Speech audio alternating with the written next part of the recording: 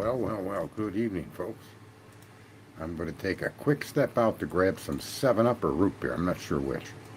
But hold tight. We'll be back. This should be a short stream. And we will get started within 60 seconds. That should be the approximate time it takes me to grab the 7 Up or root beer. Hang on.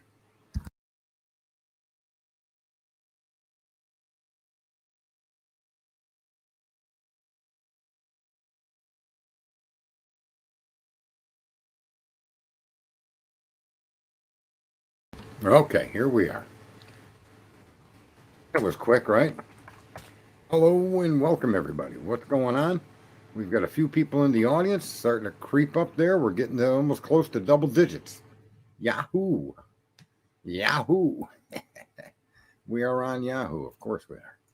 The crazy leftist controlled. Let me edit what you say. Anyway, folks, I just wanted to come on. I was watching interviews today, obviously a little bit behind. And I found it interesting how Steve directly attacked people that questioned this particular case. And the fact that he threw the comment that we're ignorant and don't know what we're talking about. We're uneducated and shouldn't be doing what we're doing. When in fact, the exact opposite is true, right? The exact opposite is true. Mr. Gonclaves or Steve or whatever you prefer should be aware that unfortunately his daughter's murder was done through multiple weapons with multiple people. And the evidence cries out loud. It's screaming for justice. But Steve wants to stick with the Bill Thompson prosecutor, the crack clause guy that kept the man behind bars, took away his freedom, locked him into a cage, and kept him there under threat of gunfire to end his life, something you support, Mr. Steve. And the whole time, all this exculpatory evidence was withheld from the public. And here's the funny thing. If it wasn't withheld from you, then you're involved in a conspiracy to execute a man that most likely had nothing to do with this crime. And the fact that that statement is something you would consider an ignorant statement just proves what a hateful nobody you are. You literally are a nobody. You literally insult what happened to your daughter by doing the things you're doing. Even your lawsuit against WSU. What kind of a jerk-off would argue Brian stalking those kids was their responsibility when there was no way anybody could know? And as a matter of fact, factually, what we did find out was that was a lie presented to a grand jury. That was a lie presented to get a warrant. Those were lies. You know that's true, Steve. But now you're money grubbing on the back of your daughter's passing and her murder. It's just sickening to me. And you've got the nerve to come out and say that, these people out on YouTube, these creators, are ignorant. And we don't have an education. I think the biggest ignorance I've seen is you suing WSU and claiming they should have known better. They should have stopped Kohberger. And Kohberger is probably the least likely person to have committed this crime. And all this exculpatory evidence proves it. The statements of the prosecutor at the end, that you should have lost your mind when Bill Thompson came out and admitted they have nothing. You should have lost your mind when you realized the DNA wasn't conclusive. The FBI didn't have something that said this or that. And yet, no, you got nothing to say. You went along with this narrative. Maybe because you just assumed you were going to sue these people and get rich off the back of your daughter's murder. The whole concept of you doing that is just disgusting to me. And from what I've heard from some of the arguments that are being made in that case, a lot of it is built up around stalking. And nobody could even make that argument until after the murders. Nobody could make that argument until they framed Kohberger. With the whole concept of what you're trying to sue WSU for. Talk about ignorant. That's about the ignorant thing I've seen in this entire event, except for the work the police did. Except for your questioning that you had in the very beginning. Except for your statements that people made mistakes, they don't want to admit to it and be a man and take responsibility for it. Except for statements that you made early on that made more sense than anything you've said since. I think the ignorant is strong with you. And I can't really understand the concept of what you're doing. It doesn't seem to fit anything at all that the evidence has been showing. Are you not paying attention? Are you not paying attention to the release of hair in Ethan's hand? What Ethan? Was he so stressed out from being killed he pulled his own hair out of his head? You stupid bastard, Steve. How could you not have questions? How could you not have questions? How is it that you're just unable to understand a serrated edge knife, a double edge knife, okay? A single edge knife, a poker, a punched hole in your daughter. And I presented a weapon last night that most likely did that. Let me see if I can't do that again tonight. This particular weapon not only most likely did that, but also was most likely the weapon that was used, unfortunately, to disfigure and destroy your daughter's face. So bear with me here, folks. Image file.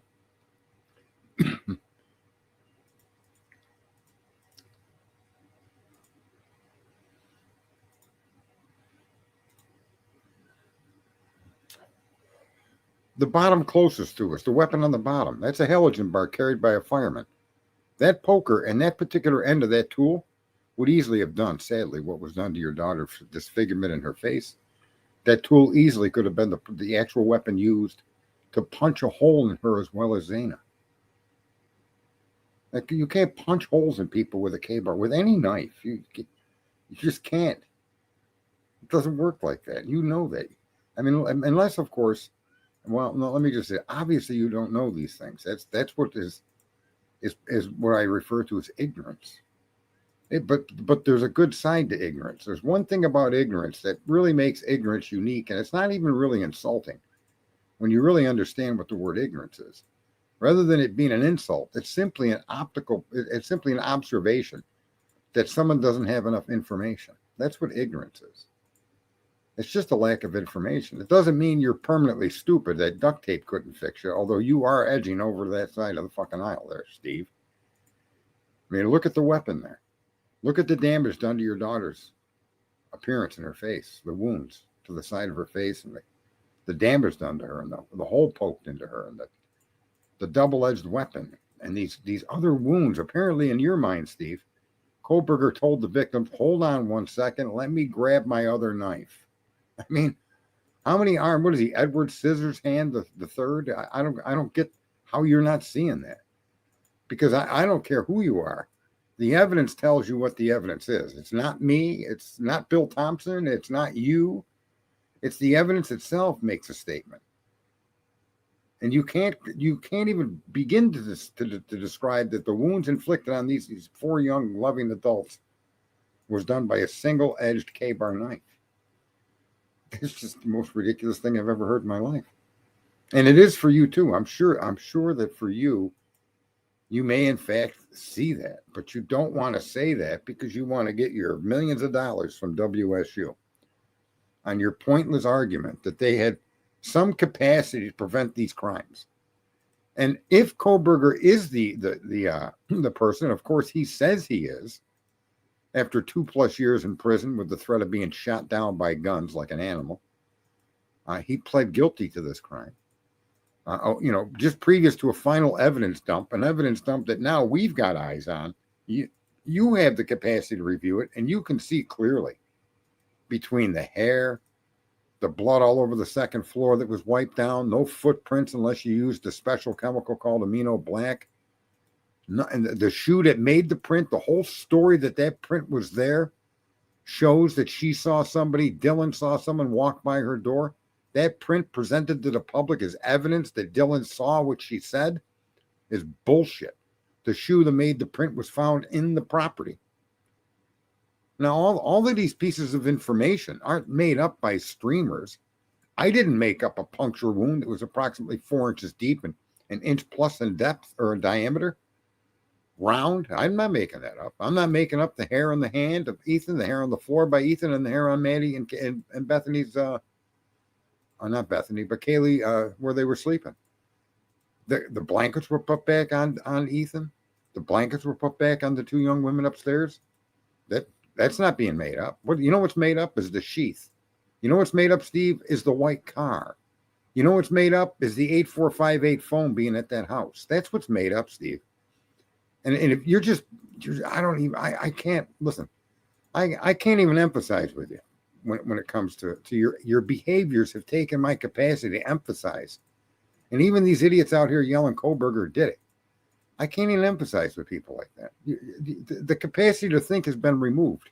You believe what you want to believe. You're like a devout Muslim that no matter what is said and what evidence is shown forward, you can never change the way that person believes. And that's the biggest failing that I think that's been happening in American society for decades, where belief takes the place of fact. A fact tells a story. A belief is just something you refuse. It becomes your identity. Believing something becomes a part of your identity. And when somebody questions your belief, they're questioning your identity. And therefore, you have not just a disagreement. You have a fight, a disagreement, a hollering argument match. And that's how it works, folks, when you believe something, right? To me, I think there's more exculpatory evidence showing that the Idaho, Moscow Police Department, the Idaho State Police Department did such a terrible job that they didn't identify the killers, which could include Kohlberger, but not Kohlberger by himself. The evidence they've shared to me seems to be a better way to go sue somebody for the right reason. Not suing WSU because Brian stalked them, which was provably false by the people that accused him of that, mainly Bill Thompson and the state of Idaho. Provably false by their own investigation and their own results. And here you are using it as a means to go after WSU. There's something the fuck wrong with you, bro. I don't know if it's going to be fixed because, again, you believe. It's absolutely insane. Sue the Idaho police, sue the Idaho State Police, sue the government of Idaho, sue every single person that was in that crime scene that didn't do their job properly, that didn't wear the proper protective equipment. I mean, look, with all the evidence that shows multiple perpetrators, because the evidence screams that, then you have to consider the fact that they're lining anything up to Brian Kohlberger. It had nothing to do with the truth and everything to do with a patsy. And you're following along so this patsy can sit behind bars. Meanwhile, the group of people that took out those 4 young adults are out there wandering the world, patting each other on the back, high-fiving each other, buying drinks for each other, having sex with each other. Who knows what the fuck they're doing? And meanwhile, you're running around Crimecon acting like you're the know-it-all of everything, that nothing can be questioned, and anybody that questions it is ignorant. Well, that shows a level of ignorance that may be incurable for you, Steve. And I really don't have any advice on how you could cure that level of ignorance. The only possibility is to review the evidence again on your own, by yourself, with no outside ears. Read what they've released, and then take it from there. If that doesn't help you see, nothing will. Anyway, folks, that was my rant for the evening. I think Steve G needed a good crack on the back of the head. Right, and the idea you're out there suggesting he's going to be killed in general population, trying to use cutesy words to avoid the exact statement that you're making. And I think his parents have a lawsuit against you coming if something happens to Brian Kohlberger. I mean, it's just crazy the way you're acting. And then the things that you ignore right in front of your face. There's not one single piece of evidence that says any car was involved in that crime. None. Nothing. Except the prosecution team and the ignorant and illegitimate law enforcement agencies that were in that area. Illegitimate because of their ignorance. Who walks into a crime scene and doesn't bag their booties when they come back outside? Who does that? Who puts them on, walks around the crime scene, and comes out and walks out across the yard and throws them away? Who does that? You got to be an idiot. You got to be a retard. There's something wrong with the police over there. Who sends people in that are sneezing into the crock of their arm while they're looking for DNA with cotton swabs and they're sneezing? Really? Who walks in with windbreakers? Okay? Who walks that many people through a house in windbreakers and police uniforms with no protective outfits at all? You're trying to say that the most microscopic piece of evidence proves the whole case. And it was never, ever was there an investigation that included the qualified investigators to seek microscopic evidence. Nobody was covered that way for hours, maybe for the first several passes through that property. And then later people come through. Look I'll give you this. Maybe the smudge on the stairway going from the second to the first floor was left there by a damn cop. But you can't explain the diluted blood that's in that room, on that table, on those walls, going down the hallway. You can't explain that, Steve. You can't explain the multiple injuries with different weapons on these victims. At least 2 on Zana, at least 5 on your daughter. You just can't explain that as the one person. It's not even likely that one person could have done all of that with that many different pieces of equipment. He went in with a kill kit. Well, you know what a kill kit is? It's like BTK. Bind, torture, kill. A kill kit is duct tape. A kill kit is gloves. A kill kit is mask. Kill kit could be a gun. Could be a knife. It could be one or the other or both. It isn't a menage array of tools. It's not like he went in there with an assistant. Hand me the hill bar. Hand me the double-edged knife. Hand me the serrated edge blade. I mean, come on. But you're too ignorant to even sit down and try to look at this fairly. You're so stuck on the idea that WSU is the reason why your daughter was attacked and killed during that night. It's the tragedy that you believed all the hype and all this context around the car. There's no evidence any car was there. There's no evidence of forced entry. But that tool is definitely what somebody would bring to a home like that if their intent was to kill and they needed to enter that house quickly. That's exactly the tool you would bring to do that. So, you know, there's between the wound that was left, between the catastrophe of what they did to your daughter and the fact that the house was entered, this tool would be a killer's dream. I mean, that 10 times better than a crowbar, because that's what it's specifically designed to do, is forced entry. Although there was no forced entry, it still doesn't exclude the reason or the capacity for a tool like that not to be in the hands of one of the people that committed the crime. It fits the wound on your daughter and on Zana. And you can't ignore that. You can't ignore serrated edged knives, double-edged knives, God bless it, the choking of your daughter. You can't ignore that they stabbed these people in the same place on 3 of the victims that weren't able to fight back, right into the subclavian artery and vein. You can't mistake that as something that was just in the course of a knife attack. The odds of that happening in a struggle with a knife, and even worse, the odds of that happening with people laying down is just astronomical. It's just not likely. But with somebody sitting up trying to defend themselves, that strike is absolutely a strike that would occur. And it wouldn't occur by accident on 3 victims. It would occur because it was intended to occur. But you don't want to hear that. You don't want to look at any of these facts. You want to just say, well, you know, the idea the place was cleaned up. No blood anywhere in the house is on the floor. Really? No footprints anywhere. Really? That doesn't seem to have any kind of ring any bells for you. Yet there's a latent footprint outside of Dylan's door, which means that footprint wasn't visible to the naked eye, which means that footprint had been wiped out. That doesn't bother you? The fact that the shoe that made the footprint didn't belong to the criminal? As said, through the whole case, that's what we were told. That was made by the person that Dylan witnessed exiting the fucking back door. That's not true at all. That shoe was found in the house. So what, did the killer leave his shoes there? And if they did, why didn't you check the shoes for DNA? You know, we do leave sweat and odor inside of a shoe, Steve. Why wasn't that shoe examined?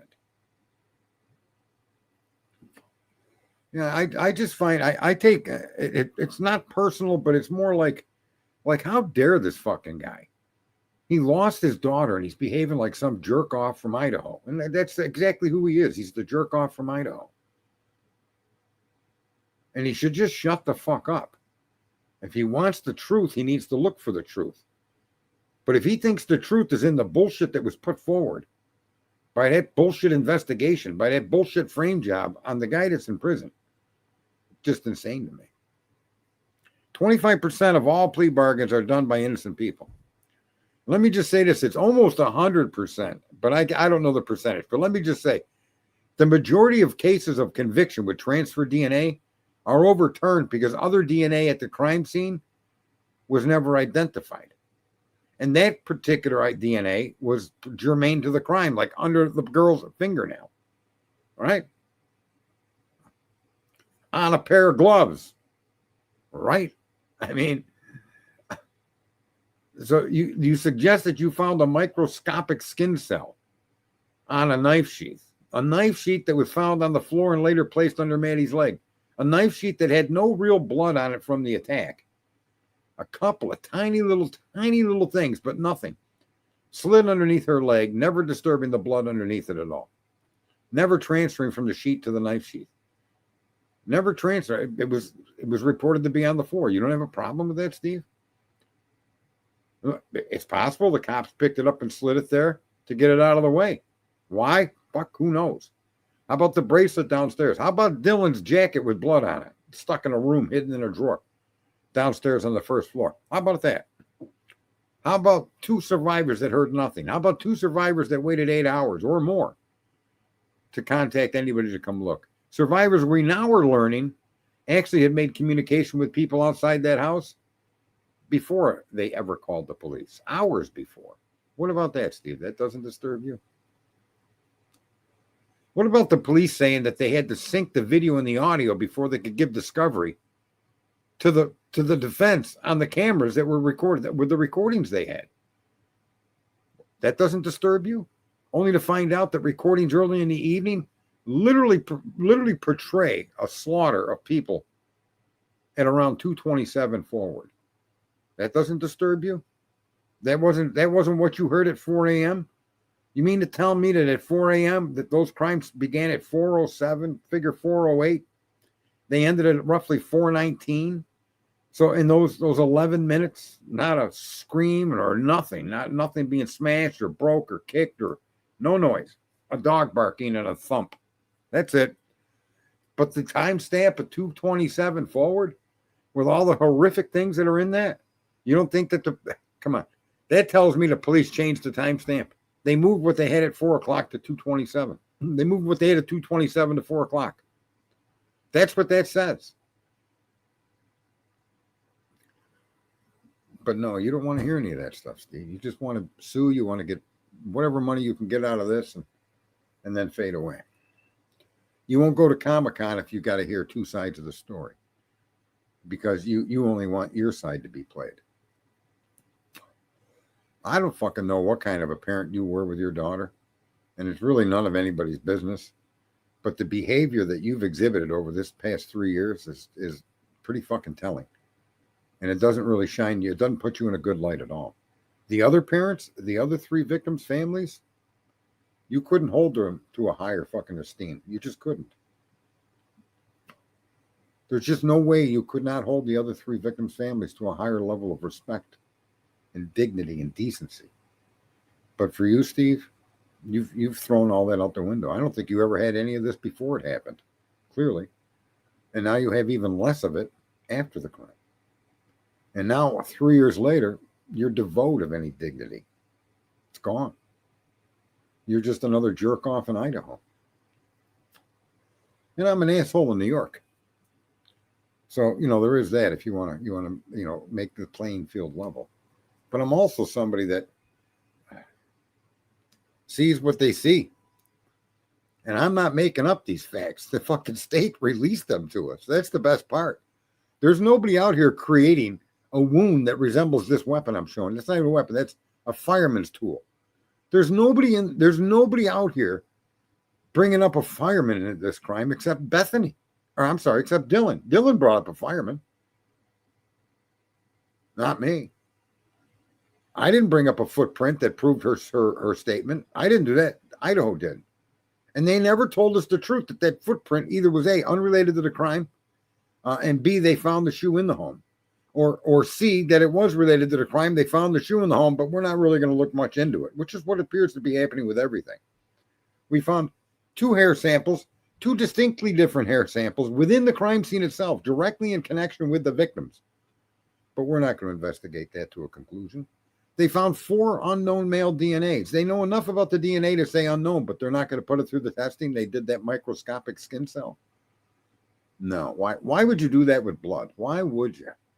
And I blame the defense, too, the ignorance on Ann Taylor for not doing that. Which she's afraid it's going to connect her client. Well, that's not her job to be afraid for her client. She's there to defend her client. Whatever evidence comes forward, that's the evidence she has to battle. That's her job. So I have no respect for Ann Taylor doing what she did either. Right? And here you are running around attacking YouTubers and trying to hide out in your little corner of the world that says Brian Koberger is the only one that did it and he used one weapon. One weapon. And he destroyed your daughter. Then he was smart enough to pick up every single weapon. He picked up the K-bar. He picked up the double-edged knife. He picked up the serrated edge knife. He picked up what they claim to be I think they even mentioned a filleting knife. He picked up and took gloves, whatever clothing and shoes, and did all of that. Was able to wipe the floors down, make sure there was nothing, and then get out of the house, but left the K-bar sheath. That's a level of ignorance that doesn't even make any sense. Nobody can be that thorough. But I'll tell you how it could have been that thorough.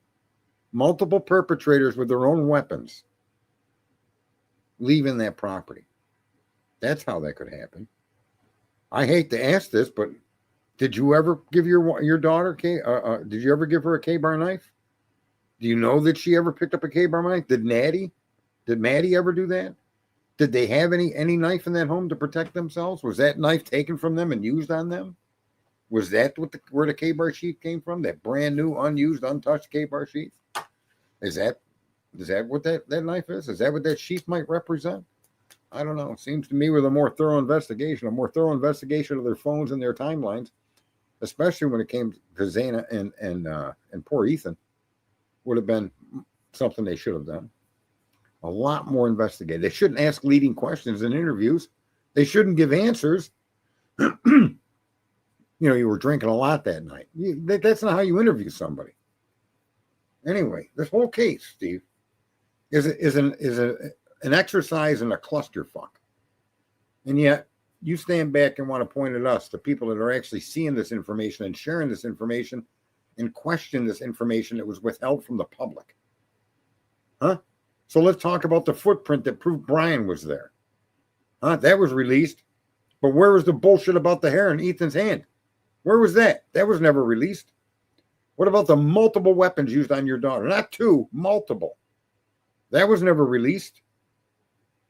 How about the diluted blood in the common area? Never released. Oh, but we're going to say that Brian Koberger drives a white fucking car. That was released ad nauseum. Brian's a fucking bad person. He's a weirdo. Oh, that was released. Well, what were these girls doing in that house with OnlyFans?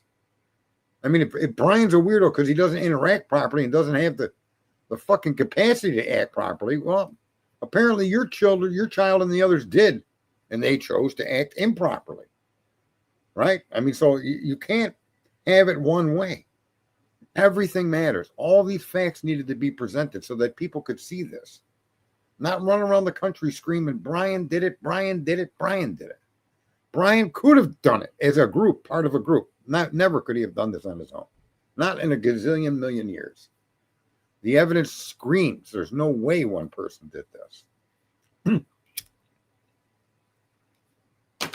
Yet you're running around not only sticking to this half-ass bullshit frame line investigation, you're going to insult people and attack people and tell us we're uneducated. We're ignorant. Because all of these facts that scream what they scream should be ignored and not even looked at. Yeah.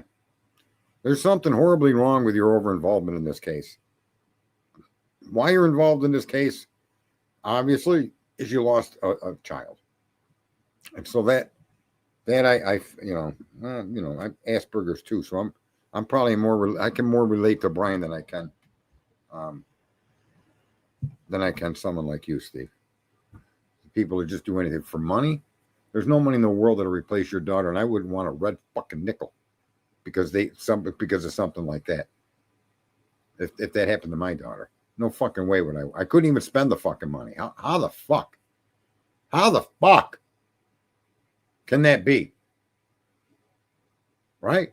How could you even bring yourself to spend that fucking money if you win? That's just fucked up.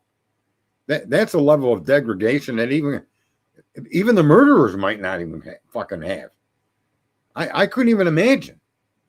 Even in a wrongful death or in a murder, I couldn't even imagine settling for money and then being able to spend that money. Oh my, there's no way.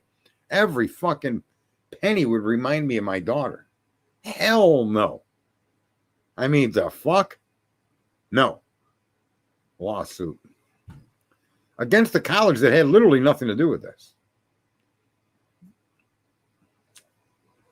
It's fucking insanity, folks. It's oh my God, is it crazy? And yet this is our exalted Steve telling us just how fucked up we are while he ignores the facts. And how are you going to, that's something I bet you nobody's asked you that. How the fuck can you spend that money if you win? Literally. What could you possibly use that money for? Oh my God. Yeah. So just sit and think with that there, Steve. Van Savant, what's going on there? I mean, I could donate it. I could give it to good cause. No, brother, no. The only good cause that I think you should dedicate your time to is your remaining family members, specifically your wife, and that's it. Right? Take what you got and consider what you have a big win. And the loss that you suffer with your daughter, you have to climb that mountain and get over the other side. Never to forget, but always to hold her in your heart. And to do that wouldn't be suing WSU and calling people ignorant. Unbelievable, man. The question is, why the hell would they follow him across the country? Yeah, I don't know why they would do that. Yeah, so someone did say maybe he knows that this case is blown and there's no way they're going to find the perpetrators. And I still can't wrap my head around, not wanting the perpetrators under any circumstance. You couldn't offer me any money at all. I mean, nothing. There just isn't any amount of money you can offer me to just let me forget what happened to my daughter. You can't put out a fucking autopsy report that shows all these different wounds from different weapons. And I'm going to sit still and say, fuck, you don't even got the right guy. And if you got the right guy, you're missing 4 or 5 more. Okay. And that's your own evidence telling me that. I would be so beside myself. I might have a nervous breakdown if I was a parent of one of these children. That's just beyond my comprehension. How can people not take the logical steps with the facts that they had and pursue those facts to provide answers? I can't tell you who did this, but I certainly can tell you it was definitely more than one person. I can tell you that the idea that the car was there or involved is almost as ignorant as anything I've ever heard. If you watch the patterns of the movement of that car, somebody's lost or somebody's dropping people off. That's literally what you see a car doing. That's what you can. If you want to make a circumstantial case against a white car, you can't make the case the person in that car committed the murders. You fucking twit. You can make the argument it was a lost delivery driver or was just somebody in the neighborhood for whatever reason. Maybe they were looking to get drugs. Maybe. But in fact, you can't make any conclusion on what that car was doing. None. And the reason you can't is because you have no imagery or no communication from the person or people that were in that car. So the car being a part of the crime is like believing in dragons, right? You saw dragons in pictures. Does that fucking mean that dragons are real, Steve? What's up there, Claypool? Look at that. She still got that picture from 20 years ago. Woo! Miss Claypool. I see you. I don't even know. No, I'm ranting on Steve Gonclaves. I mean, this guy's got a lot of fucking nerve coming out calling people ignorant. A lot of nerve. Who know me? At 6 is smart. They know the murder code. Nobody would talk. I don't even want to know what that is. So what's going on there, Claypool? What's going on there, Van Savant? If you guys want to come up and have a conversation, I could give you a link. Mm-hmm. If you don't, that's fine too. But speak up in the chat room, or I might just ban your asses. You know me with the ban button. Old Sarge loves the ban button. Anyway, I didn't expect this to be a long stream, and I you know, I don't know.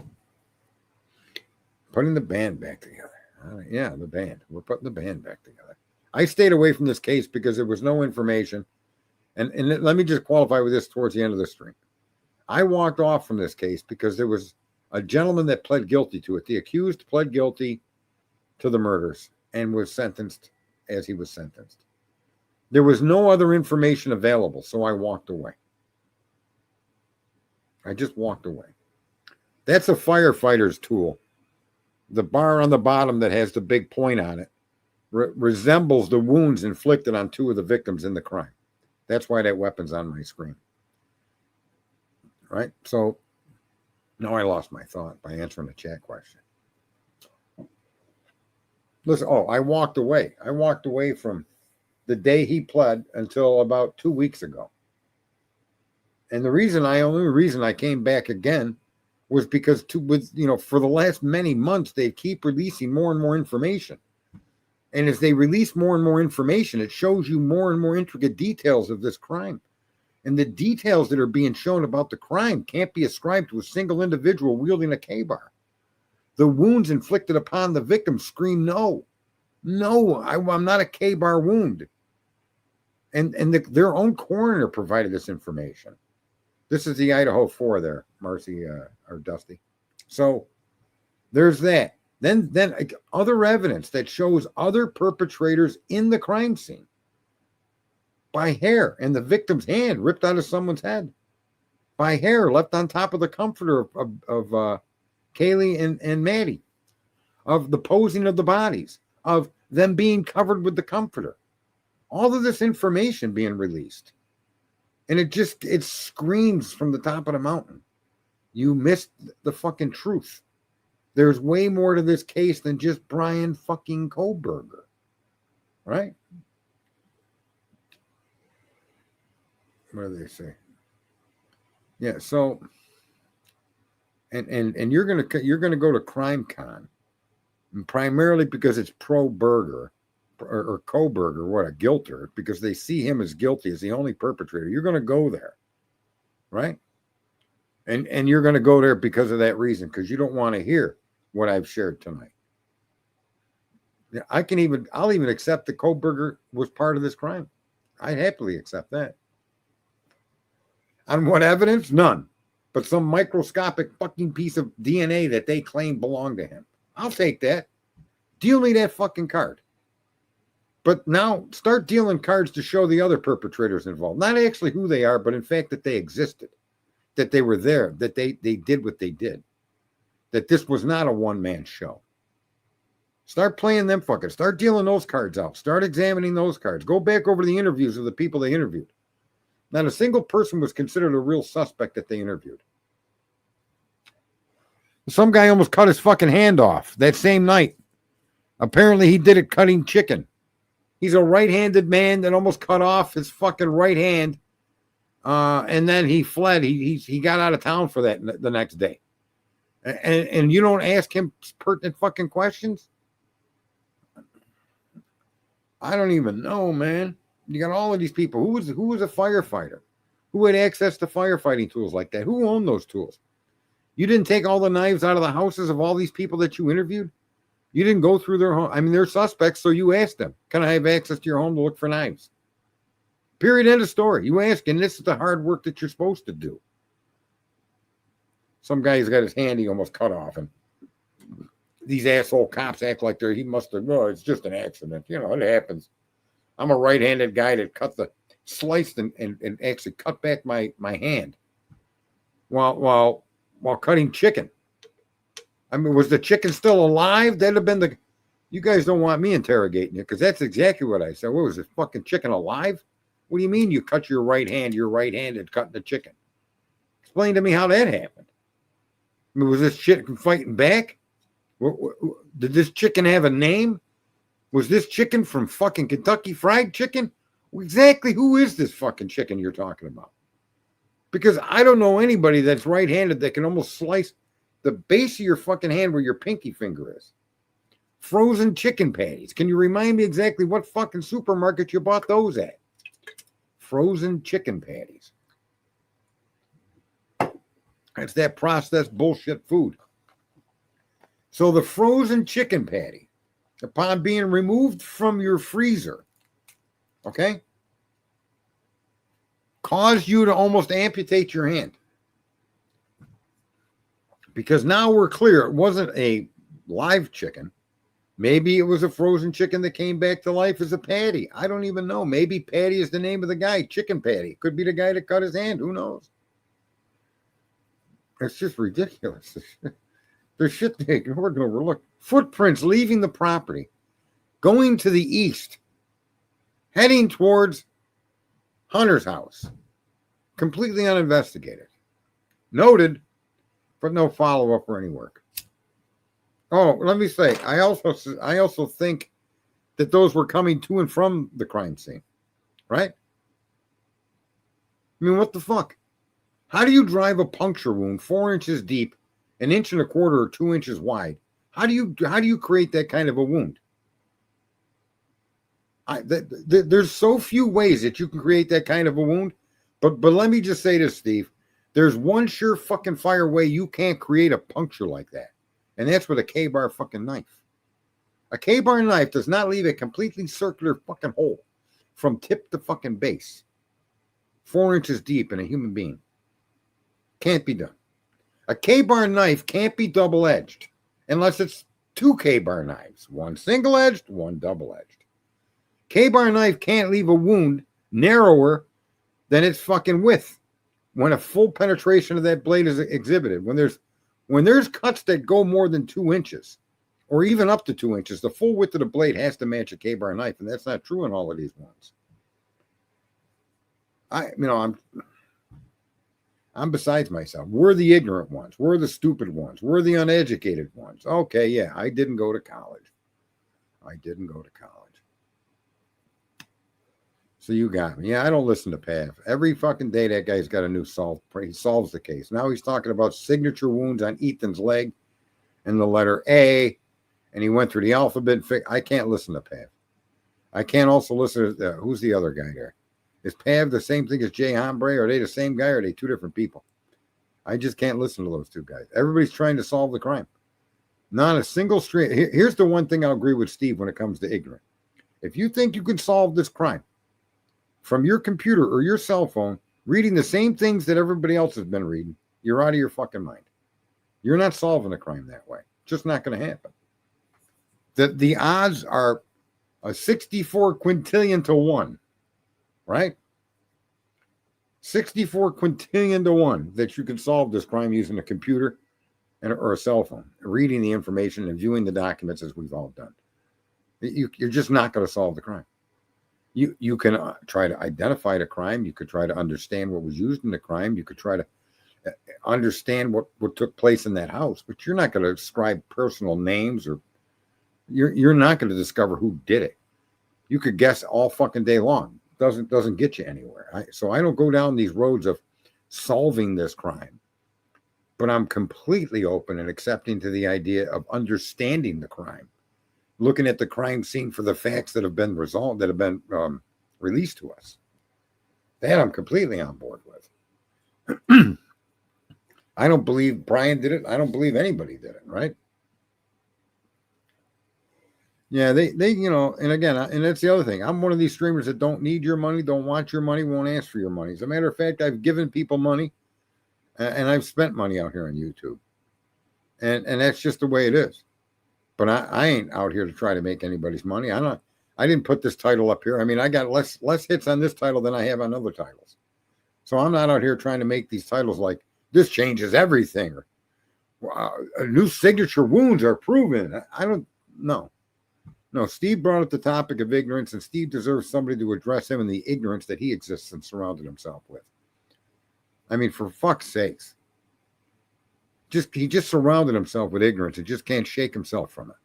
And he needs to be shaken. Someone needs to grab the guy by the shoulders and shake him. No, there's some good streamers out here. I like listening to Harsh sometimes because he's got that British accent, and I appreciate a British accent. I don't nearly agree with it. What will blow my hair back there? 6 strings down. Look at. Listen, guys. I'll give you an example of something about a car. A long time ago, when I was a young guy, I was driving down the highway, and up ahead of me, there was a police had someone pulled over, and their lights were flashing, and they had a car pulled over.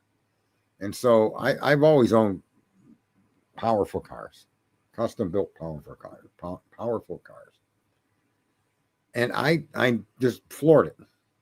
And I went by this policeman with a traffic violator in the back seat. I could see it when I drove by. And they clocked me at 135 miles an hour. Now, I don't know that because I looked at my speedometer. I know that because when I went to court, that's what they said. I went by this cop car that was sitting on the side of the road with someone pulled over, and that's someone in their back seat. And they came out to chase me.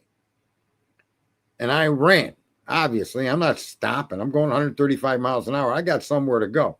Exactly where I got to go, I don't know.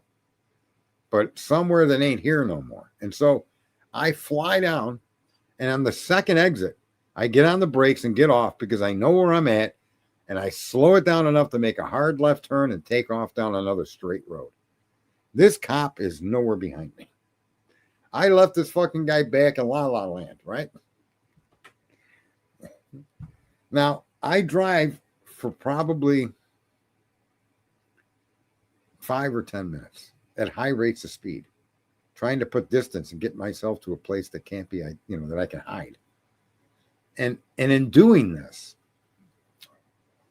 I overheated my fucking engine. And my car broke down, literally broke down.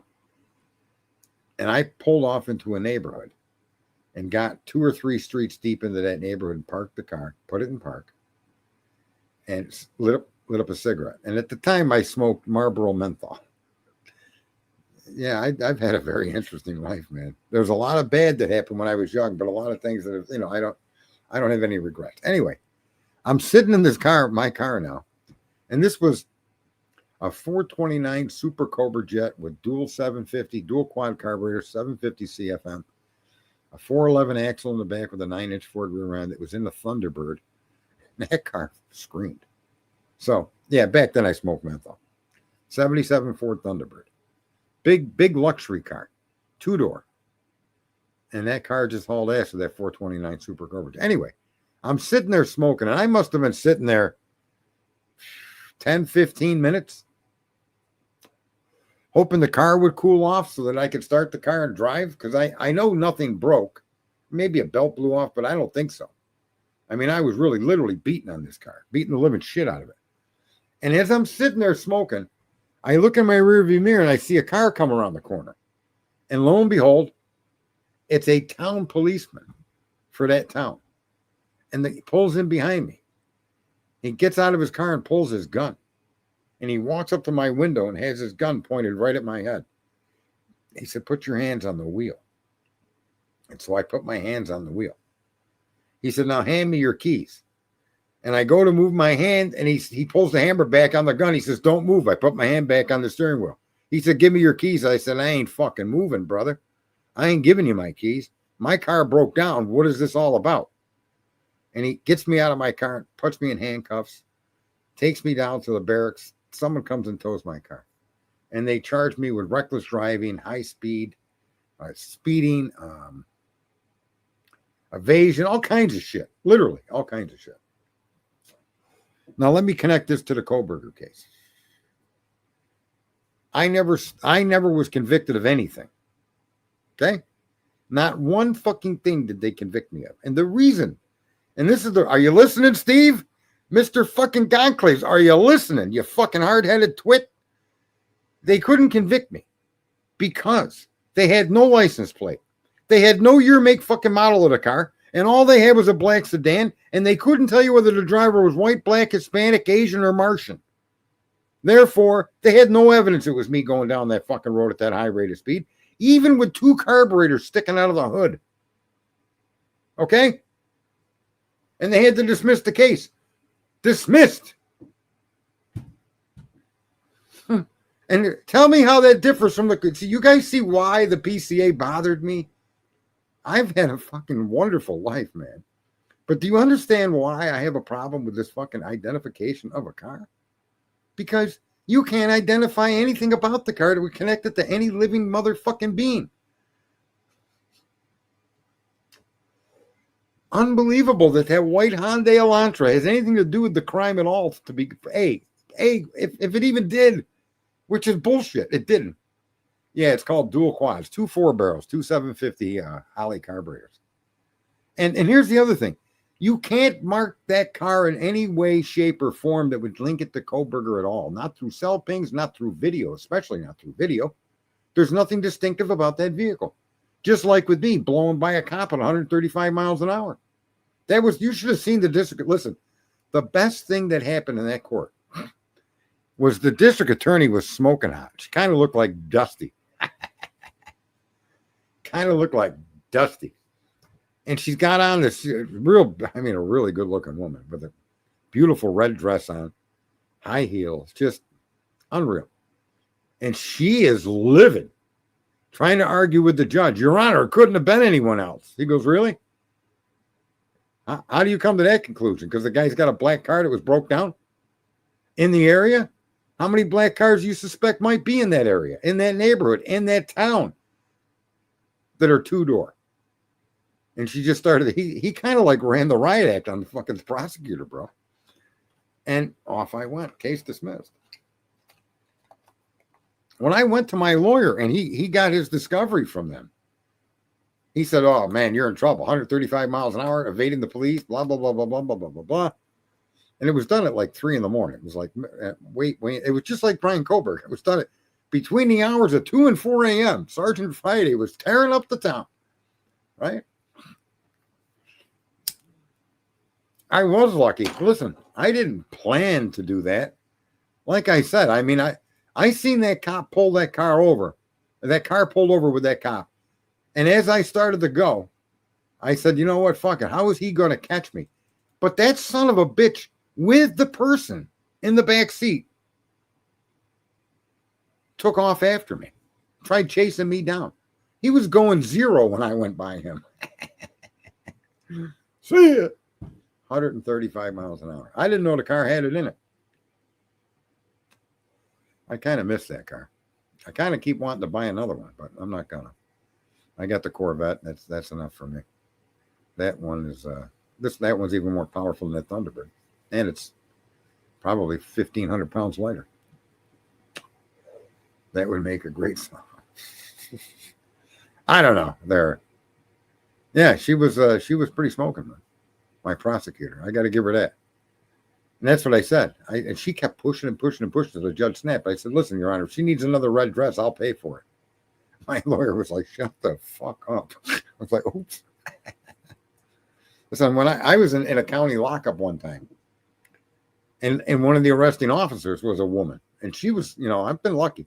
I don't know where these smoking hot women are when I'm out picking up women. They seem to congregate when I'm under fucking police arrest or something.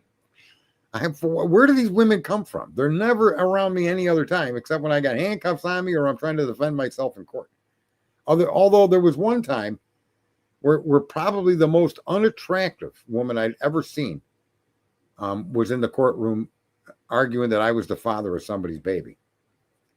That's a story I've shared before. That's funny too. Yeah, where are these women? When you want one? And here's what happened to me. I was in an elevator, and this girl, this woman, I'll say, she was a woman. She was a detective in the police. And I said something smart to her. I don't remember what I said. She was being kind of nasty to me, talking down to me, and I said something nasty back to her. And I'm sure it was kind of filthy and degrading, right? So they decided they were going to put me on the floor of the most dangerous area in the county lockup. So I live in a city, and our county lockup is pretty big. And it happened to be a floor full of black guys. And the least charged crime was attempted murder. Okay? And they stuck me in that area because of how nasty I was to her. And so they put me in there. And everybody was giving me the fucking snake eye, right? What do they call that? When people give you the eye. All these black guys are that. And they put me in a cage, locked the door. And I'm in there. I'm alone. And these black guys are walking by, and they stopped. They said, "Hey, white boy, what are you doing in here?" and in the end, what ended up happening is, after talking to a few of them, I ended up teaching a couple of them to read. I ended up being an assistant with the stink eye. That's it. I ended up being assistant to the teacher that was helping people get GEDs. And I actually got the deputies to agree to cover my Dick and Jane books in Playboy magazine covers, so that you couldn't have porn in the jail. But a lot of these guys that didn't know how to read didn't want other inmates knowing that they were learning how to read and that they were using them kind of books, because they were kid books. You know what I'm saying? So we covered those. We put Hustler, we put some Playboy, and I helped teach a couple of guys how to read, which was kind of fun. But here's the fucked up thing. She put me in there with all them black guys that have been charged with murder, attempted murder, whatever the hell they did, thinking I was going to get my ass handed to me. And here's what ended up happening.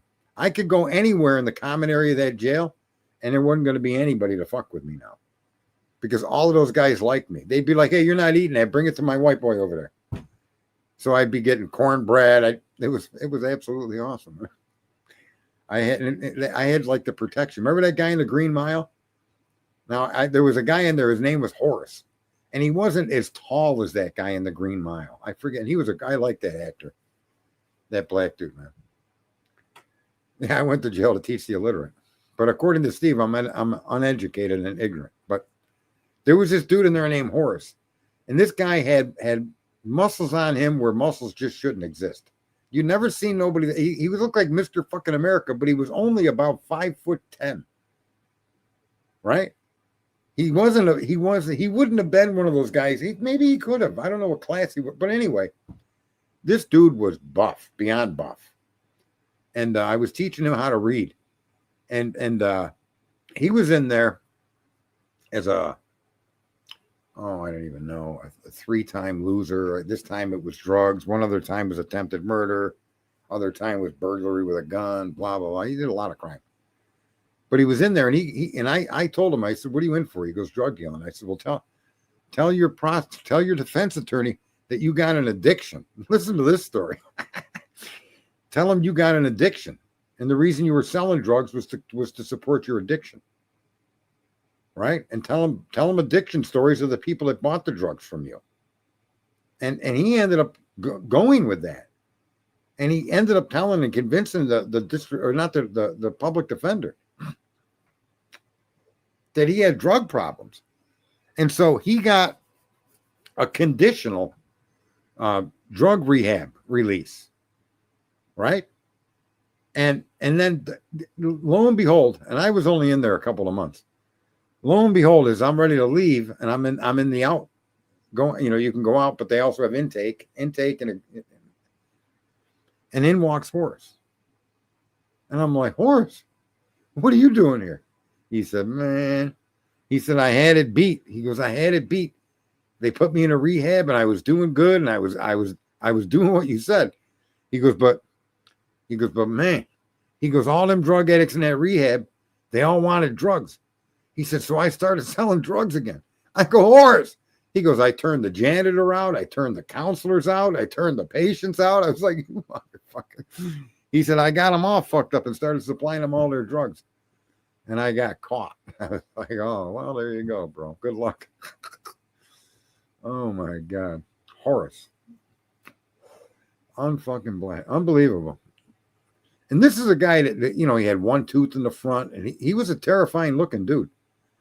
But he had his pleasant side to him. I I guess it decided whatever side you found on him is where you ended up.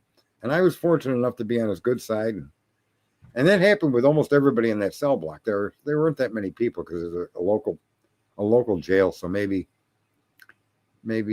12 to 14 people in there on that floor in that particular isolation. That's where it was. We only got 1 hour out. We were in 23 and down 1, out 1.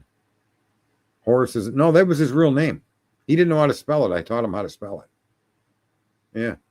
My experience with the guy was positive, so I can't speak to him in his life and the things he did.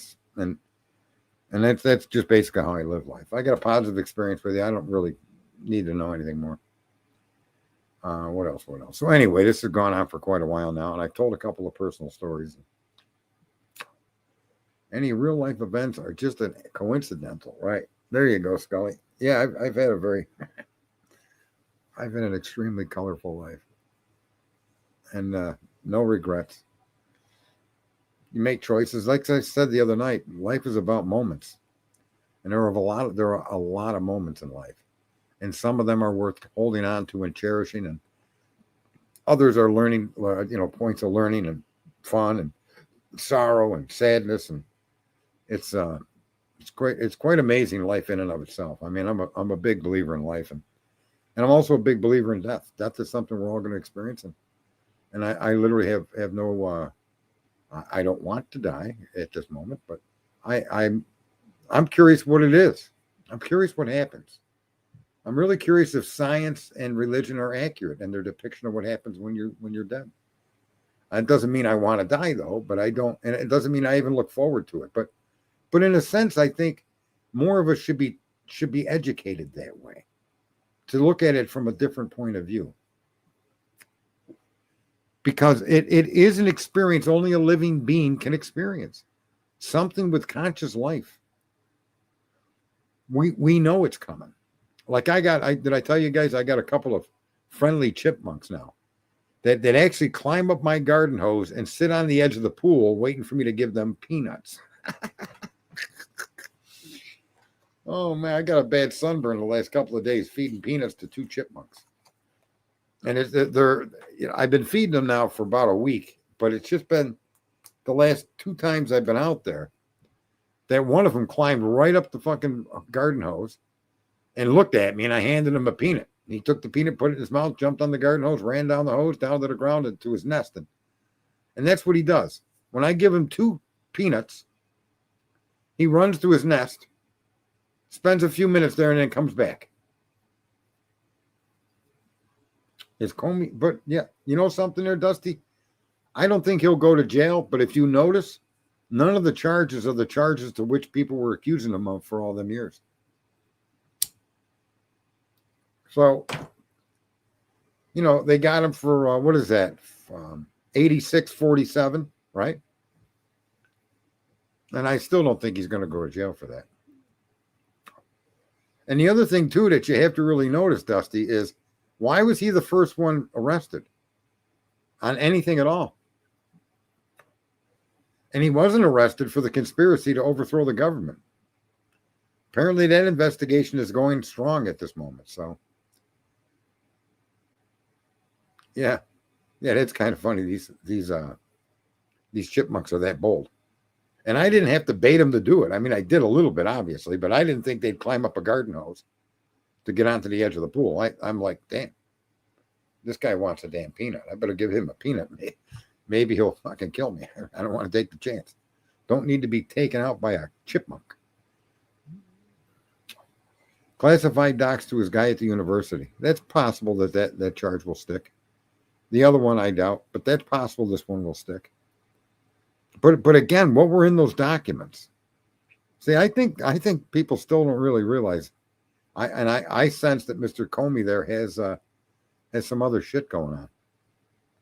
A little chipmunk sheath. Yeah, with no blood on it. Someone's going to find a chipmunk sheath.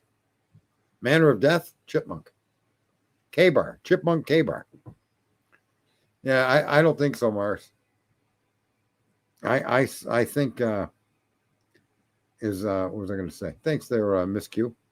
I think Comey has some part in that, but I don't think he has the role that everybody was accusing him of. And if you're going to talk politics, I'm very disappointed with the pick of Kash Patel and Dan Bongino. I think that was a mistake. I said Pam Bondi was a mistake. Finally, she's gone. I'm glad the other girl is gone. And what's her name? Tulsi. I'm glad she's the hell out of there. You know, he's surrounded by these people that are so embedded in the system that it's, I don't know. Who knows? Anyway, who's Pedro? No, I call one of the chipmunks Murphy. The other one I call Bob. I don't know. Just Bob. Come here, Bob. Bob is a bit more shy than Murphy. Murphy is like, these are my peanuts. I found this human. Stay away, Bob. It's quite funny. Who's Pedro?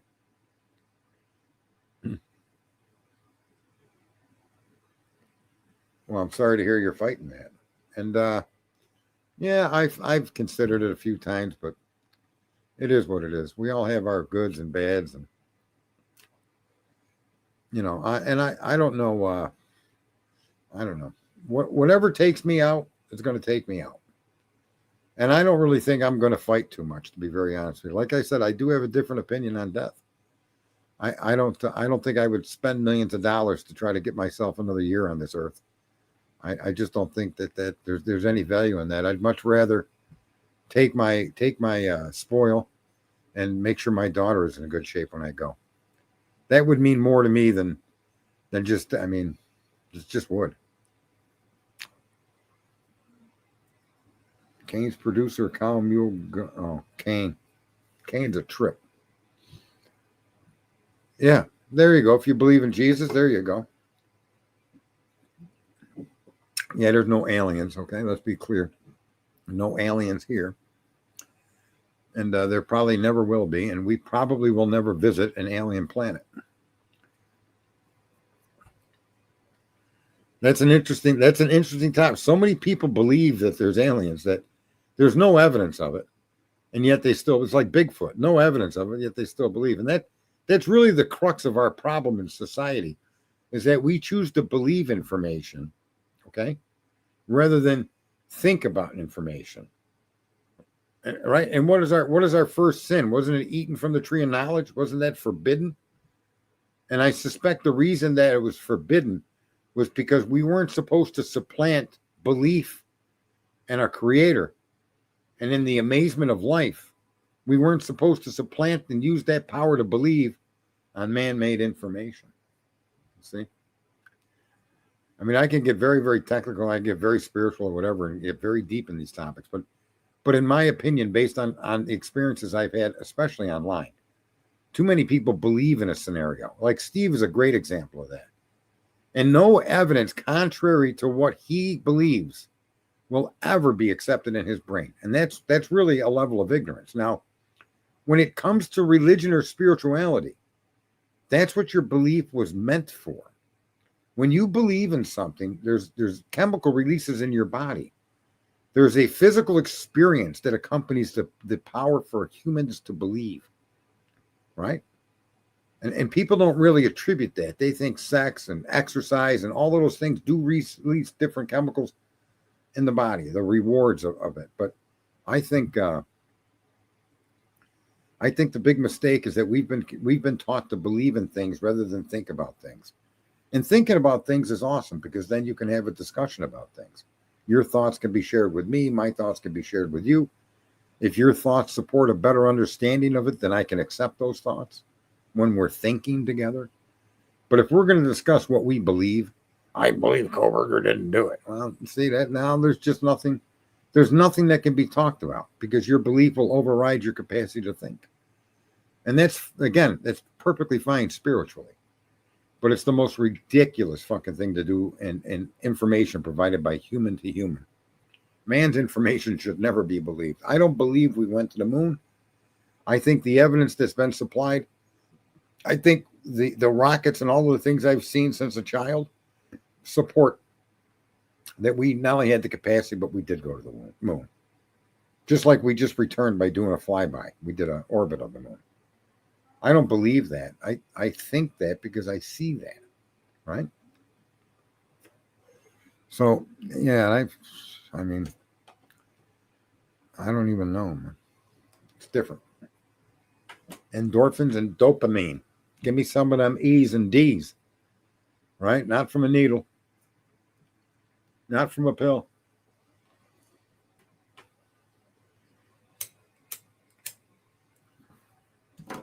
That's the other thing, folks. I'll give you some other. You want some other worldly advice? Here's some worldly advice.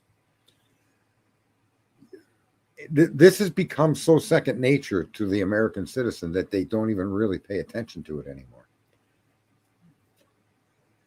But most thoughts of things that you need to deal with are accompanied by thoughts of buying something. Right? Think about that. And everything is set up so that you have to buy something. It's quite the inauguration of fucking the way the world is, the reality that we exist in, and the way that we partake and move around within this reality. It's quite interesting. And so my advice to people is break the habit of purchasing things, and you'll go a lot further in life. Would it be nice to have a $5 million mansion? I guess. But I wouldn't buy one. I would want to have to clean that motherfucker. Truth be told, I ain't got the fucking, I never had the desire. I'd have to have servants, and then I wouldn't want to have to deal with them either, because now you're introducing more chaos. That's no fun. Well, what's no fun? What did Mr. Irby say? I'm trying to find. Oh, Ferguson is back. Look at that. The Ferg man is back. Did you ever marry that girl you were chasing around there, Ferguson? Did you ever get a date with her? Yeah, I do enjoy many things too. I enjoy cars. I enjoy technology. I do. But I also, like anyone else, I do enjoy spending money. But it's something that I've learned to try to curtail. Because a lot of things you spend, you look around your house and it's sitting in the same place it was when you bought it. You don't use it. Right? I bought a George Foreman grill. I don't know why. Right? It looked like a good idea at the time. That thing sat in my cabinet for years till I found somebody that would accept it. Couldn't give it away. You're still working on her. Jesus, Carl. There isn't that much time in the universe to solidify that deal. You gotta close the sale, Carl. Right? Put up or shut up. Oh my God. Yeah, but how many times have you grilled burgers on it, except for the first few times? And it wasn't really big enough to make more than like 2 burgers. So what good was it? Right? I what are we going to do here without drinking water and such? I'm here in Arizona, and it's getting sick. Oh, yeah, you guys are in trouble over there. You're going to lose electricity. The Hoover Dam is running dry. She grilled burgers on the George Foreman grill. Yeah, you guys are in trouble. I don't know what you're going to do. I've proposed a solution to the water issues in the middle and western parts of our country. But, who am I? But I think a major solution to these issues would be the Mississippi River and a pipeline to refill the aquifers out west, out where the farmland is. I think there should be pipelines that are built, especially wide open when that river goes to flood stage. And those pipelines should carry that excessive amount of water down across the country to the aquifers that the farmers depend on to water their fields. I think that would be a great idea. Yeah, we've rolled meat on a shopping cart too. But I was just saying, when you think about some of the stuff in your possession, I mean, guys, go open up your toolbox. Come on. Right? Look at the stuff we buy for our cars. There isn't anything about your car that you can't buy something for. And it seems like that we are really conditioned to buy stuff. I forget what the percentage is, but the largest part of our GDP is the spending of our earned money. Yeah, the aquifers definitely need to be refreshed. And I think the Mississippi River would be an absolutely amazing place to get that from. And I don't think that get Elon Musk with his boring machines. Right? He owns the boring company. Get Elon Musk. Then they could put some steel line tunnels in there. Bingo, bango, water flowing, right? Put a couple of auxiliary tunnels that would only come into play when it floods. And I don't see how you couldn't do that. To me, it's like child's play. But as far as the Hoover Dam, you folks are in serious problems. I don't know where you're going to get water from for that. This is summertime now. Unless you get some crazy rains, you guys are in even rains that feed that river. You need them in a big, big, big way. And that's actually something that's not really talked about much around the country, and that's a big issue. 40 million people will lose electricity, and there's no way to replace it. I mean, you could start building a nuclear plant now, but they really ain't going to help you. As a matter of fact, here's what I suggest you do. Who was the one that brought that up? I've got advice for you, okay?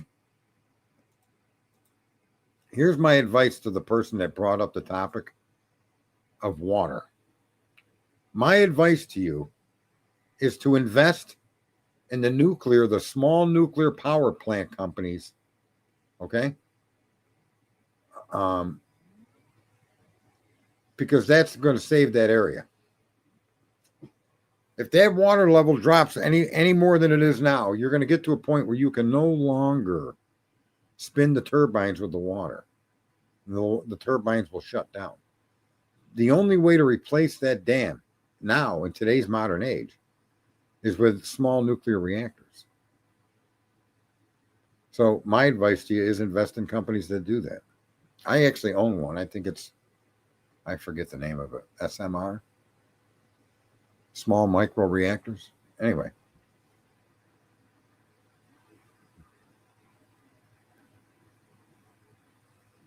Yeah, so everything is designed to get us to spend money. I think I made pancakes once just to say I did it. I've made pancakes. Come out awesome. Pancakes are cool to make. I prefer waffles over pancakes, though. Karen wants to invest into a data center to get faster internet for his YouTube. There you go. Nothing wrong with doing that. Anyway, we're about to the end of the stream here. Was it 11:15? Yeah. An Angel, a young woman that I texted at 9:30, hasn't texted me back, so that's why I started the stream at 10. I figured she wouldn't, and of course she didn't. What the hell? What else do we got in there? Kane wants to invest. Kane's already made a significant investment in an automobile that's electric that he's having chaos with. Yeah, I love making waffles. Waffles are awesome. Yeah. Yeah, this is going to be a big issue. And these data centers, here's the best thing about these data centers, is they're going to be used to subjugate you, me.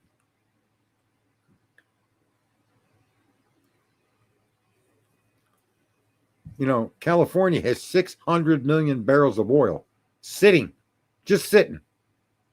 600 million barrels of oil, just sitting. And that state's effed. Their elections are effed. That whole state is screwed. That whole state has suffered what they call worldwide, they refer to it as a color revolution. That state has been conquered by criminals. And whether you like hearing it or not, I don't really give a fuck. But the facts bear that out. You can't have $20 billion in a monorail system, right? And only build fucking 800 feet of concrete. Right? You can't have a president pass an $8 billion bill to put electric chargers around the country and only 5 get built for $8 billion and not tell me that isn't corrupt, that isn't theft. That's happening in states in Wisconsin, Minnesota, California, Illinois, New York, New Jersey, Connecticut, Vermont. All these left-wing lunatic fucking states. These states have been conquered by criminal cartels. And it's amazing. So many Americans still vote for that Democratic Party. Not to say that the Republicans are crime-free, because they're not. They're not. But more of them do the right thing than any Democrat. But if you're addicted to hate, then be a Democrat, because that's what the Democrats market. Hate. You got to hate everything. Everything that isn't criminal, everything that isn't covered in shit, everything that isn't crime, everything that isn't fucking... It's insane. So, that's what a Democrat is. Insane bunch of lunatics that hate everything. You hate me because I don't want you castrating our children and making all these new ideas of what it is to be a man or a woman. And if you don't agree with those insane ideas, then they hate you for it. And you're a racist and you're whatever the fuck it is. Go fuck yourself with that, man. I don't live in there. You're not making I'm not going to play in that fucking field of reality. The reality we live in already is difficult enough. Right? Bring back the covered wagons. There you go. Bring back the 6-shooters. Bring back the 6-shooters. And justice will be delivered at the end of a 6-shooter the way it used to be. Unreal. Somebody asked a question in another stream. If there's anybody through the Idaho4 case that was a part of that case that you could interview, who would that person be in the Idaho4 case? I thought that was a very good question. My answer to that question personally is I'd like to speak to Ann Taylor over everyone else. I'd like to know what she was thinking when she made some of these decisions she made. I'd like to know why some of her decisions included not having evidence checked. So the question was, in the Idaho4, of all the people involved in that case, what one person would you want to have an interview with? Who would that be? And for me, it would be Ann Taylor. I don't understand how she didn't push for a preliminary hearing. I mean, the whole point of a preliminary hearing, and I've said it 100 times, is to question the government that's accusing you. And if they're not ready, then that's why you demand it.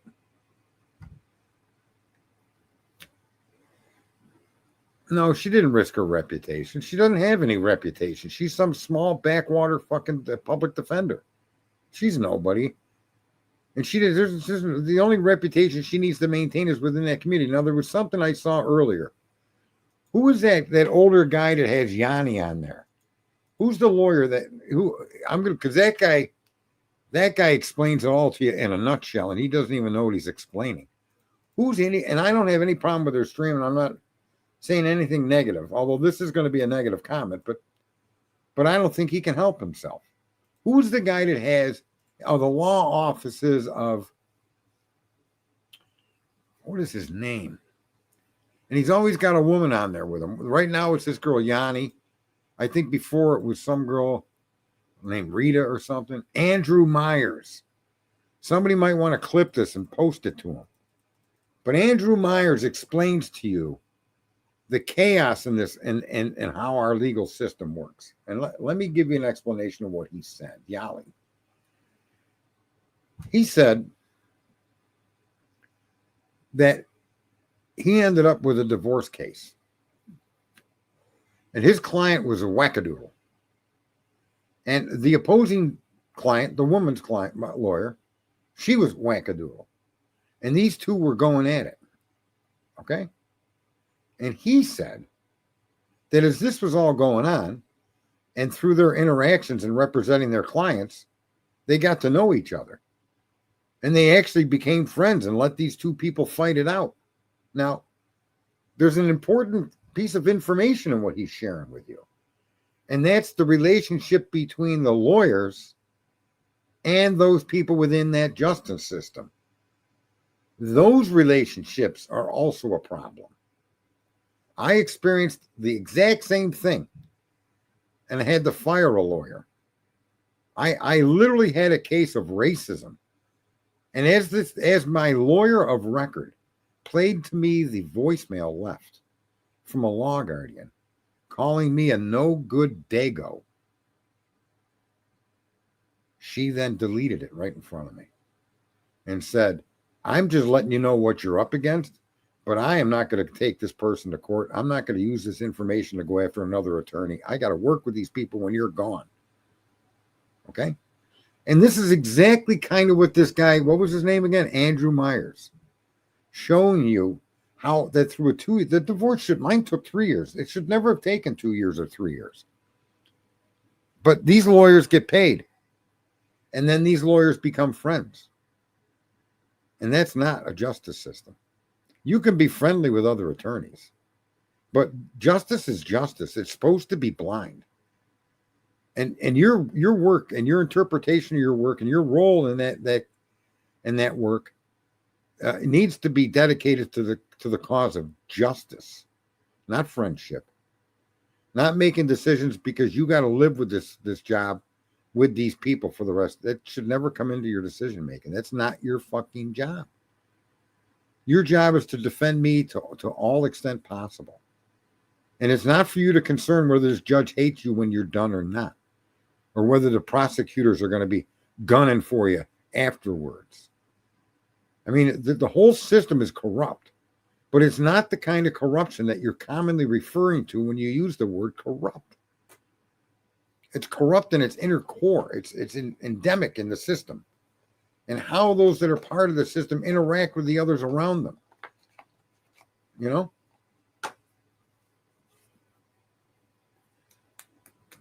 Yep, I am Italian.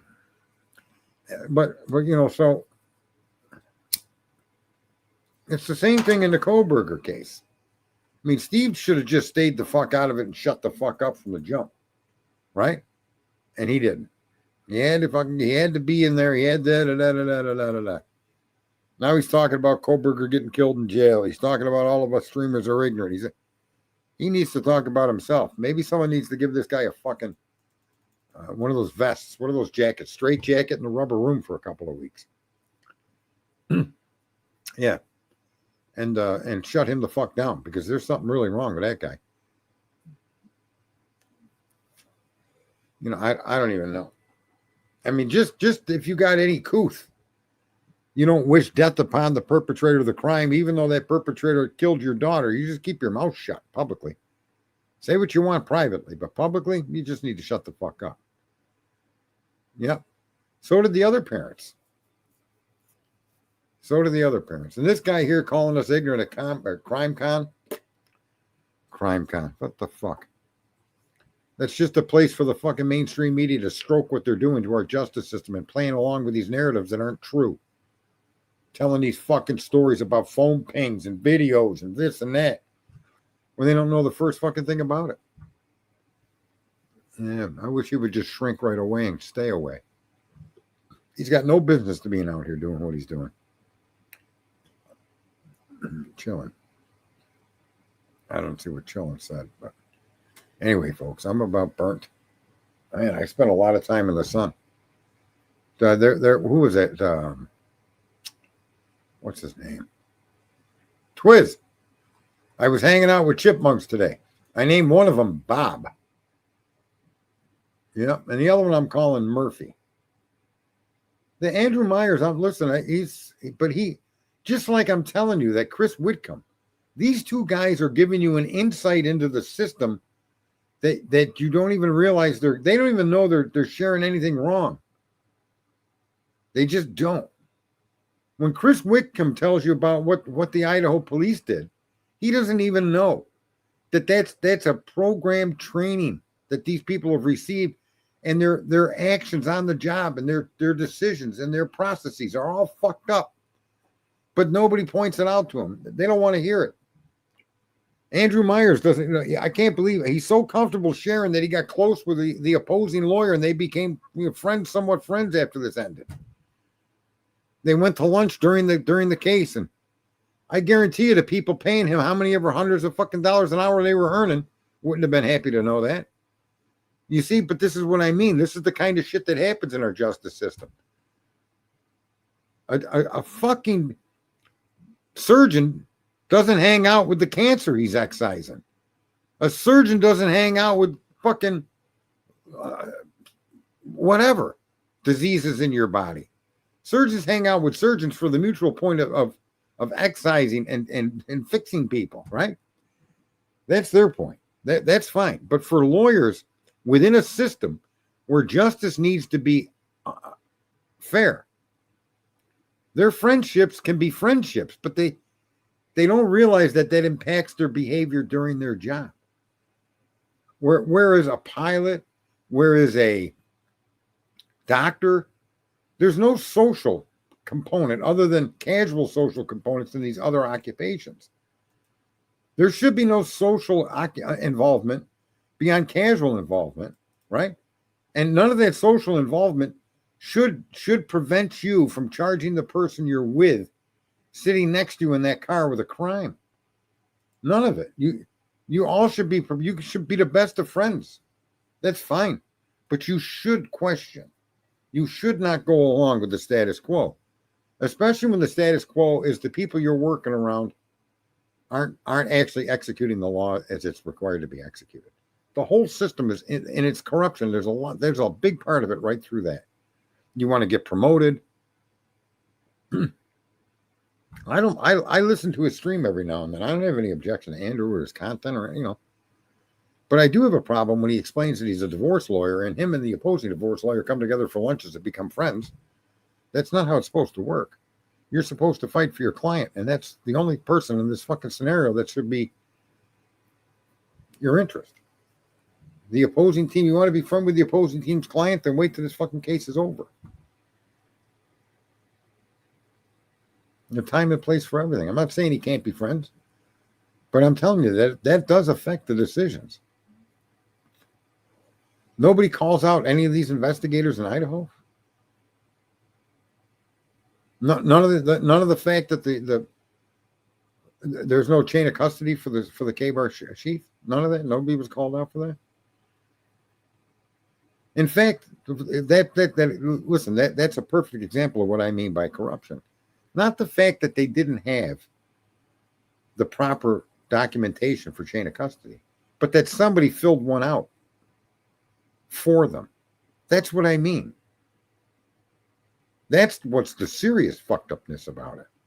It's one thing to make a mistake, but it's another thing for somebody to acknowledge you made a mistake to the extent that they then try to correct it in their own way. I mean, what in the fuck is that all about? That's just egregious beyond understanding. I sometimes listen to the lawyer, but he's a lot better looking than me, and I'm intimidated, so I just don't pay a lot of attention to the guy. I turn him on and go in the bathroom and take a shit. He's too modelish for me.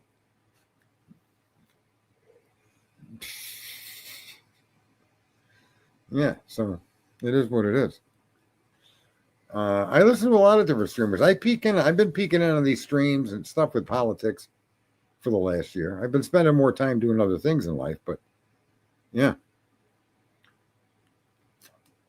I don't know who Scott Reich is. I don't know the name. Yeah, the lawyer has got a good gig going on. Definitely.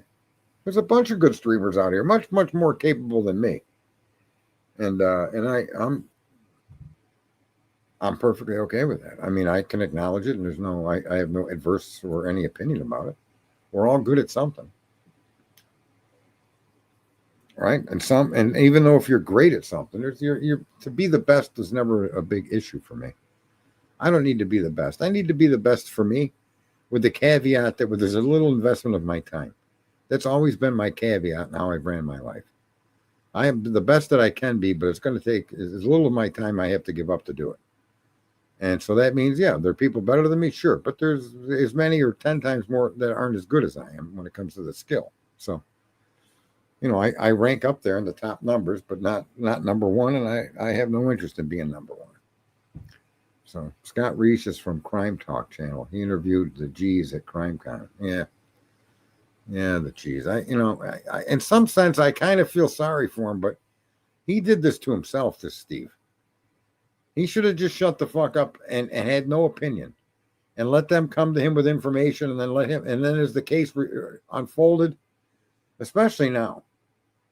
I mean, what a tragedy this stuff wasn't released to the public as the case was going on. I mean, it's just absolute utter fucking bullshit. That all of this evidence that indicates other perpetrators were clearly in that home during the time as the murders took place, were participants in the murders, wasn't released as this case was unfolded. I mean, A gag order that really isn't a gag order. A guy telling you read the PCA, the top prosecutor in that community. Read the PCA, tells you everything you want to know. And everything in the PCA is a lie. Everything in the PCA is completely unprovable. That's slander. You can't do that. I mean, I don't even know. I'll tell you what, I wouldn't mind spending 20 minutes with Kohlberger, just asking him a few questions and giving him a few pieces of advice and moving on with my life. But the person I really want to interview is Ann Taylor, so that I can understand her decisions. How did you waive the right to a speedy trial? How did you allow them to delay the pretrial hearing? Or not the pretrial hearing, the what does they give that? They arraign you and then they give you, I think that's whatever it's called, right after the arraignment. I mean, what were you thinking to come to that decision? There's no good answer to that, because your job is to protect Kohlberger, whether he did it or not. And you allowed them to hold that back. And in the meantime, they went around your back and they impaneled a grand jury and indicted the kid. So now the pretrial hearing doesn't happen. I mean, what kind of a and I've been bitching about this from the very beginning. This isn't like something new, folks. I don't get that at all. What kind of a lawyer are you, Ann? Think that one through. The preliminary hearing, I'm sorry, not pretrial, preliminary hearing. You don't ever give the prosecution time to do the prosecution's fucking job. They just charged this kid with a quadruple homicide. Ugh, fuck, you better bring your evidence to court within 14 to 21 days, and let's have a good look-see at what you're claiming. That's the biggest error in this case. Started right from the very beginning. And then he gets indicted, and then he waives his right. The indictment was a joke. He should have demanded a preliminary hearing, because even the indictment itself couldn't have prosecuted this kid in a court of law. And you waive, and now you trap this kid in jail for 2.5 years, and we're all sitting back wondering why he pled guilty? Well, I don't know. Listen, inefficient counsel in this case is like right up the top of the list of things that he should go after. Absolutely insane what they did here. This woman had this case beat right from the beginning, and she didn't take action. This woman had this beat right after the indictment. She should have demanded that 90-day right to a speedy trial, or 6 months, whatever the time limit is, and stuck to it.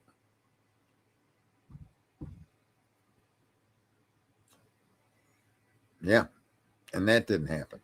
And now we're out here being called ignorant by fucking Steve Goncalves, or whatever the fuck his name is. And we're all supposed to just ignore what he said, and I just refuse to. This guy's been as much of a problem as the case as the investigators, the police involved, the experts involved on the prosecution side, the media on the prosecution side, the leaks from within the prosecution. No. Absolutely insane. Tell me this kid stalked only to swear. That prove he didn't. You proved he didn't. Everything they did, every bit of investigative work that this fucking people did was exculpatory to the accused. There isn't one piece of information that they discovered that was not exculpatory to Brian. And the only thing you could consider inculpatory are beeps and fucking chirps on some fucked up phone that never happened, that were provably not around that house during the time of the crime. That's exculpatory. Where was Brian's fucking phone between 2:47 a.m. and 2:54 and 4:47 a.m.? Where was his phone? We don't know. Okay. Then it wasn't there either, was it? The fuck? Well, he turned it off. Prove to me he turned it off. Show me the evidence. Well, that's what I don't give a fuck what criminals do. Show us that Brian Kohlberger manually turned off that phone. Show us. No, they couldn't do that. Show me that car belongs to Brian Kohlberger. Now, we know that it's factually untrue. Another exculpatory piece of evidence that Ann helped show was that the car that they were tracking at 2:47 a.m. leaving Washington State University, or wherever the fuck the kid's apartment was, that traveled in the direction of Moscow, was not Brian's car, because the phone proves his car left that fucking area and went south. Moscow was east of him, not south. So the car that they originally tracked is exculpatory evidence that the suspect vehicle one that left that fucking complex was not Brian Kohlberger at all. And yet his car resembles that one. Okay. It resembles it, yeah. And you resemble a fucking moron. Period. So everything they've ever done was exculpatory to the defendant.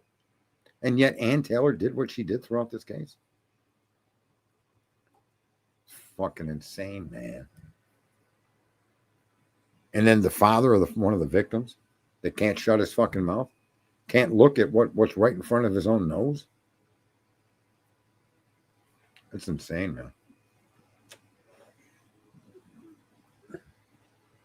No, I didn't pay attention to that. Isn't that kid getting convicted?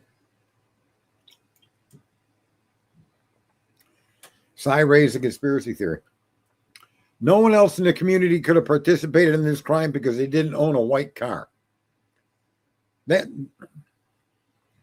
you wouldn't want me as your lawyer standing in a courtroom when a judge made that statement when I'm arguing my right to fight for my client to show alternative suspects. And if you were to come forward with that statement, I would have just exploded on you. Hitler would have grew hair by the time I was done with that motherfucker. Absolutely the most insane, ridiculous thing I've ever heard a fucking judge say. How dare you? How dare you, Your Honor? Who are you to tell us that a car was involved in that crime? Show us one piece of evidence that identifies that car as participating in this crime. Just one. And now connect it to my client. And if you can't do those two things, you need to back the fuck up. And I wouldn't care if he'd have locked me up or not. I would never be. That's why I could never have been a lawyer. I can't deal with fucking stupidity like that. Yeah, by the time he was done with this case with me, he'd had a full head of hair. This guy looked like a fucking gorilla. They'd have grown back in a hurry. Hell no. No. And then Ann Taylor, I guess I'm good at ranting on things, but it's because these things needed to be ranted on at the time they happened. Nobody should have sat still. Judge should have said that standard procedure is 14 to 21 days for a preliminary hearing. Your client is not refusing to waive into the hearing. Therefore, this hearing will be in 21 days. Well, Your Honor, the prosecution, the hearing will be in 21 days. Bang. You can't just take the freedom of America. I don't care how horrific the accused is. No matter how horrific this crime is. You just can't yank an American citizen off the street and hold him in a cell. Because you said he did it. Show me. Show me. And they couldn't. See, that's the other thing. I guarantee you. They couldn't show in a court of law that Brian Kohlberger likely committed this crime. Because that would have been the standard. Their evidence had to show more likely than not that he was involved in the crime. And they couldn't. Transfer DNA all by itself isn't enough. Judge had a problem with that DNA. He struggled with that. In Idaho, well, no, you in Idaho, it's not that you can. It's that, yeah, I guess they can because they don't follow the rules. They don't care about your constitutional limits placed on them. They don't care about the truth. But this is the sad part is this is all over the country, folks. And I don't care who you vote for. Look what they did to the sitting president. They raided his home.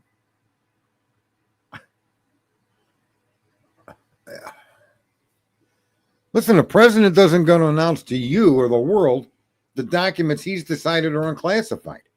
He didn't have to make a signature of it. He didn't have to make a word about it. If the president of the United States reads a document that's secret and he decides that that document is no longer classified or no longer secret, he doesn't need to go tell the fucking courts. He just does it. That's what the executive does. They had no case on Trump in any one of these areas. None of them. And they all got dismissed. And all the people that brought the charges are now they're not talking about it. Why? Because all the lawyers and all the prosecutors and all the king's horses and all the king's men aren't going to be able to put themselves together again. Because none of those cases were valid crimes committed by the previous sitting president, Trump. None. The same thing they did to Brian Koberger. They did to Trump, but in a different way, in a different type of law. But the same thing. The law is what the law is. The rules are what the rules are. And these people decided to cheat, lie, sneak, omit to generate an outcome that they directed. Not because the evidence pointed them that way, but because that's the way they decided to go. And that's how fucked up our justice system is. And they've done it so many times. I think Scott Peterson's a victim of that as well. I think there's many cases where the accused is the victim of that. Yeah, I mean, American people, we've really fucking dropped the ball. People say you don't want to talk politics. Well, everything happening in the Koberger case is politics. The politics of the school, the politics of the community, the politics of the prosecutor's office, the politics of the state police department, the politics of the local FBI and federal FBI, all politically driven. The media getting involved, supporting that type of political life, it's absolutely bullshit. You know, when you live in a city where they produce a map showing you where human feces is, you no longer live in America. That's no longer an American city. It just isn't. It's been conquered by criminals and cartels and sex traffickers and fucking drug dealers and scumbags and fucking greedy, filthy fucks. And that you could look right at Idaho. You can look right at Moscow and see that light just gleams there. I don't know that she should have requested. That's another thing she did wrong. She should never have requested a change of venue that early in the proceedings. They hadn't even filed motions. Literally, they weren't even through the process yet. And why she went and did that benefited the prosecution. Did Bill Taylor, that pretended to fight against it, did Bill Taylor argue that they should be somewhere else? He tried to say no, right? But there's between the preliminary hearing, between the right to a speedy trial, and between the fact that she asked for an early change of venue, that all played to the prosecution. That wasn't defending your fucking client, Ann. That was giving fucking Bill Taylor a reach around hand job. Right?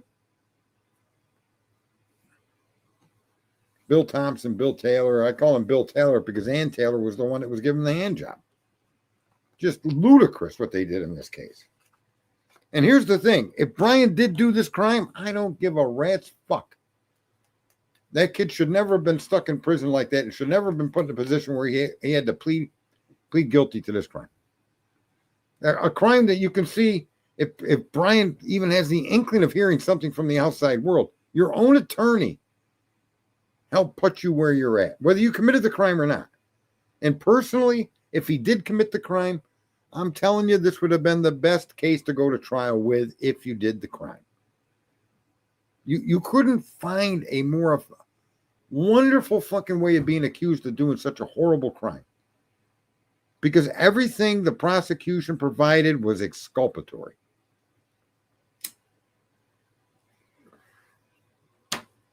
Everything. And so if you're the accused and you got any sense at all, you take this to trial with a big smile on your face. There's too much reasonable doubt because there's too many pieces of evidence that point to others. And there's too many pieces of evidence that point to your not even being there. And the only thing they have is a microscopic sample of something. This case was built for the criminal that did the crime to walk free.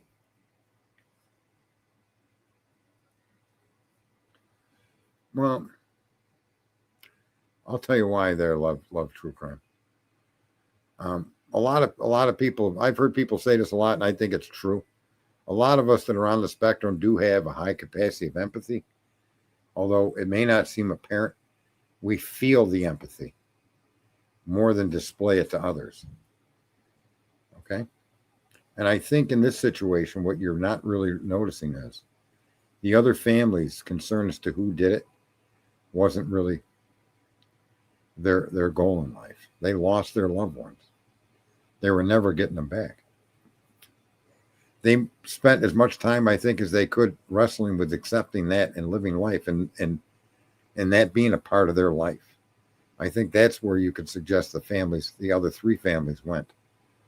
And what the legal system does or doesn't do is never going to give them back their child. And their fight for justice isn't in them, because that fight would just continue to pound them into the dirt as to their loss. That's why I say, and I mean, when I say that no matter how much money that Steve could get from WSU, that I can't even fathom how you could spend a single penny of that money. I just can't imagine. And that, just so you know, that's a part of what I mean by people on the spectrum like me with Asperger's. We could say things in that, but what I feel is just hard to express. If you see me, if you could see the way I look, and I should probably get my video system set back up. I don't have any, like, you would never know from my face that there was empathy involved in the statement. The statement itself may not even sound empathetic to you at all, right? But that's where it comes from. And I think the other three families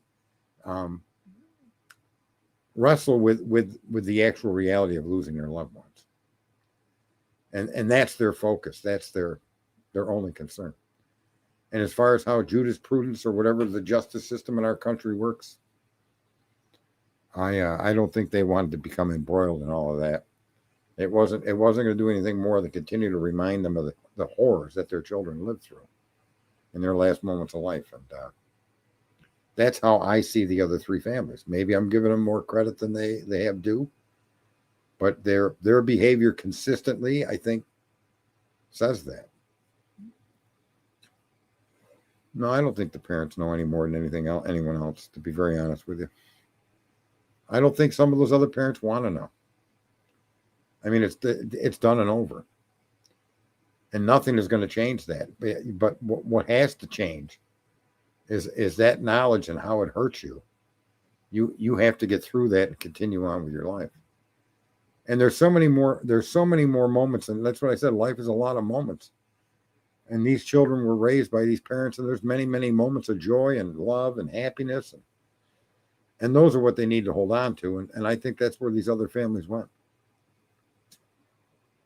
Right?